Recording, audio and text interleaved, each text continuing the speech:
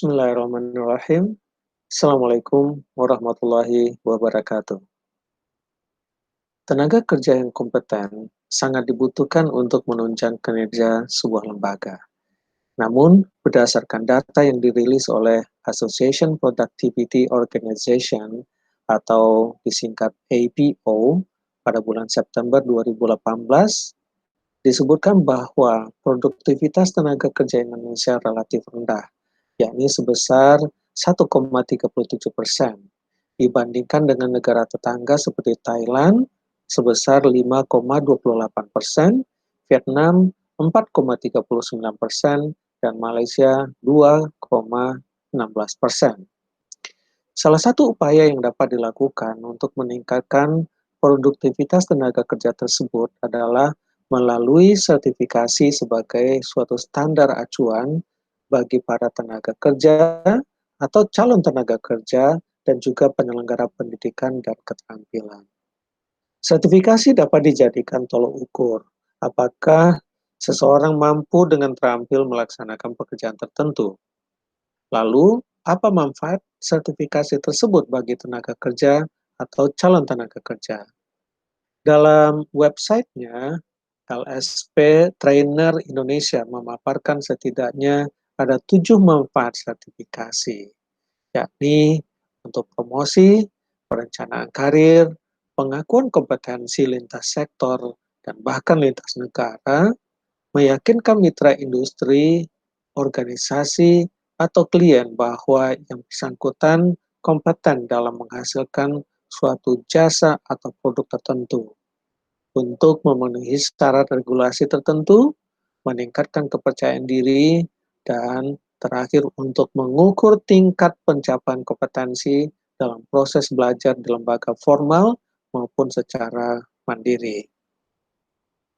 Berbicara tentang sertifikasi tentu tidak dapat kita pisahkan dari Undang-Undang Republik Indonesia Nomor 20 Tahun 2003 tentang Sistem Pendidikan Nasional, di mana pada bagian pertimbangan poin C disebutkan bahwa sistem pendidikan nasional harus mampu menjamin pemerataan kesempatan pendidikan, peningkatan mutu, serta relevansi dan efisiensi manajemen pendidikan untuk menghadapi tantangan sesuai dengan tuntutan perubahan kehidupan lokal, nasional, dan global, sehingga perlu dilakukan pembaharuan pendidikan secara terencana, terarah, dan berkesinambungan.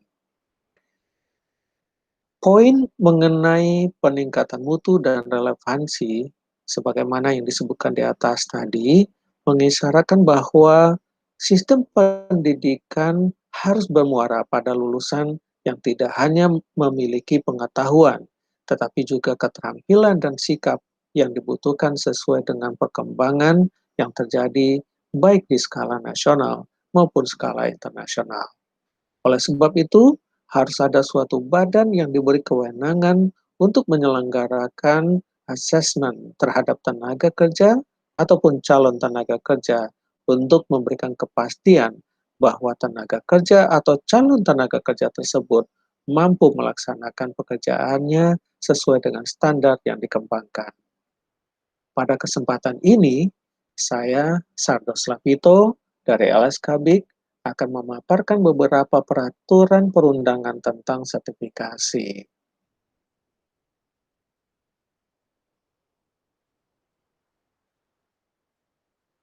Pertama, mari kita lihat pengertian sertifikasi.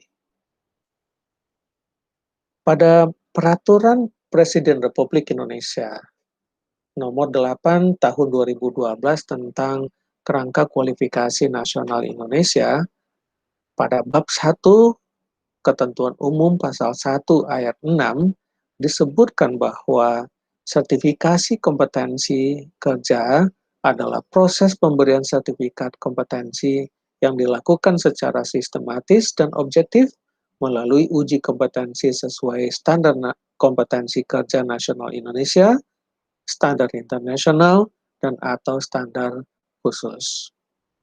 Sementara Permendikbud Nomor 70 Tahun 2008 tentang uji kompetensi bagi peserta didik kursus dan pelatihan dari satuan pendidikan non formal atau masyarakat yang belajar mandiri, pada pasal 1 ayat 3 disebutkan bahwa sertifikasi adalah proses kegiatan pemberian dokumen ijazah dan atau sertifikat kompetensi atau atas pencapaian kompetensi akhir peserta didik melalui suatu ujian.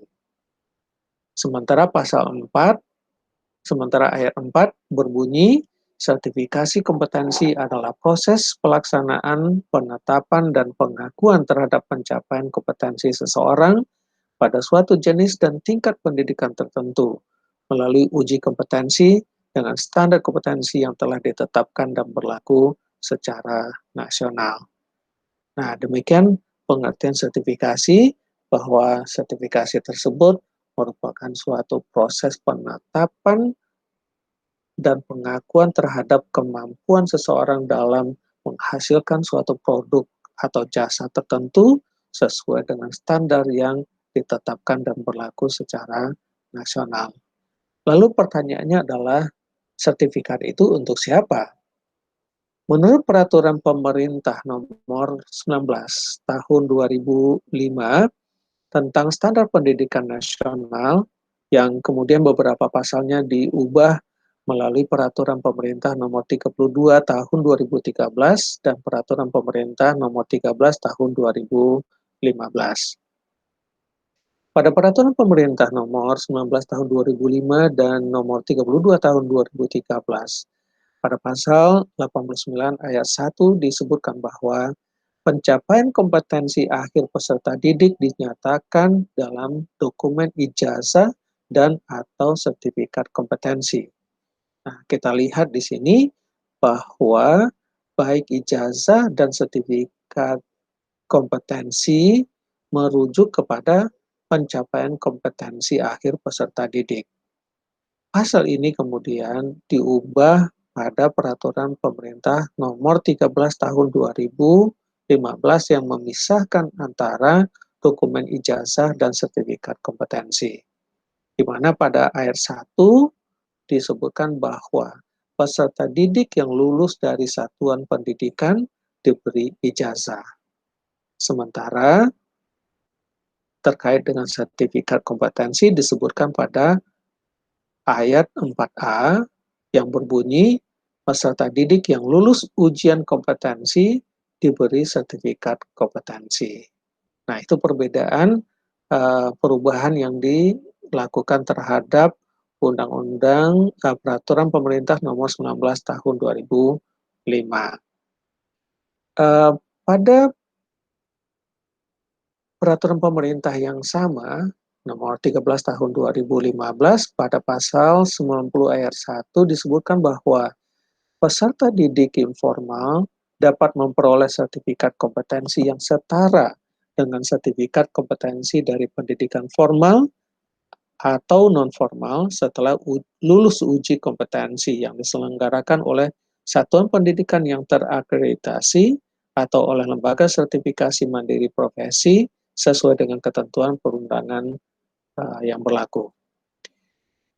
Lalu Permendikbud Nomor 70 Tahun 2008 tentang uji kompetensi bagi peserta didik kursus dan pelatihan dan satuan pendidikan non-formal atau warga masyarakat yang belajar mandiri. Pada pasal 6 ayat 1 disebutkan bahwa setiap warga negara Indonesia dan atau warga negara asing dapat mengikuti uji kompetensi. Pada ayat 2 disebutkan bahwa uji kompetensi diselenggarakan bagi peserta didik kursus dan atau satuan pendidikan non-formal lainnya, serta masyarakat yang belajar mandiri setelah memenuhi persyaratan yang ditetapkan. Kemudian pada Peraturan Presiden Nomor 8 Tahun 2012 tentang KKNI, pasal 7 ayat 3 menyebutkan bahwa penyetaraan pencapaian pembelajaran yang dihasilkan melalui pengalaman kerja sebagaimana dimaksud pada ayat 1 dilakukan dengan sertifikasi kompetensi. Jadi, pertanyaan, sertifikasi itu untuk siapa? Sertifikasi diberikan kepada warga negara Indonesia dan warga negara asing melalui jalur pendidikan formal, non-formal, informal yang lulus uji kompetensi. Lalu, siapa yang menyelenggarakan sertifikasi tersebut? Undang-Undang Sisdiknas Nomor 20 Tahun 2003 Pasal 61 Ayat 3 menyebutkan bahwa sertifikat kompetensi diberikan oleh penyelenggara pendidikan dan lembaga pelatihan kepada peserta didik dan warga masyarakat sebagai pengakuan terhadap kompetensi untuk melakukan pekerjaan tertentu setelah lulus uji kompetensi yang diselenggarakan oleh satuan pendidikan yang terakreditasi atau lembaga sertifikasi. Sementara Peraturan Pemerintah Nomor 13 Tahun 2015 Pasal 89 Ayat 5 menyebutkan bahwa sertifikat kompetensi sebagaimana dimaksud pada ayat 4A diterbitkan oleh satuan pendidikan yang terakreditasi atau oleh lembaga sertifikasi mandiri yang dibentuk oleh organisasi profesi yang diakui oleh pemerintah. Kemudian Permendikbud Nomor 70 Tahun 2008 tentang uji kompetensi bagi peserta didik kursus dan pelatihan dari satuan pendidikan nonformal dan warga masyarakat yang belajar mandiri. Pada pasal 3 ayat 1 disebutkan bahwa uji kompetensi dilaksanakan oleh lembaga sertifikasi yang dibentuk oleh organisasi atau asosiasi profesi yang diakui oleh pemerintah atau departemen dengan surat pengakuan dari menteri atau pejabat yang ditunjuk. Nah, melalui peraturan perundangan inilah kemudian organisasi profesi atau asosiasi profesi membentuk lembaga sertifikasi, baik itu lembaga sertifikasi kompetensi yang disingkat dengan LSK dan lembaga sertifikasi profesi yang disingkat dengan LSP. Yang selanjutnya penyelenggaraannya dilakukan melalui tempat uji kompetensi.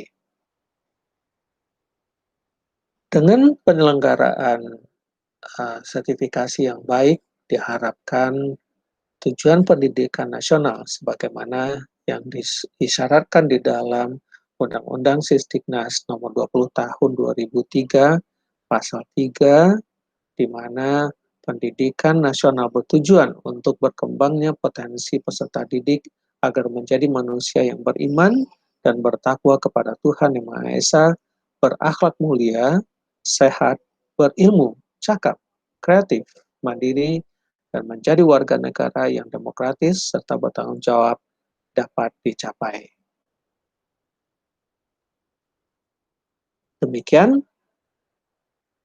peraturan perundangan yang berkaitan dengan penyelenggaraan sertifikasi. Terima kasih. Saya Sardos Lapito, Get Certified.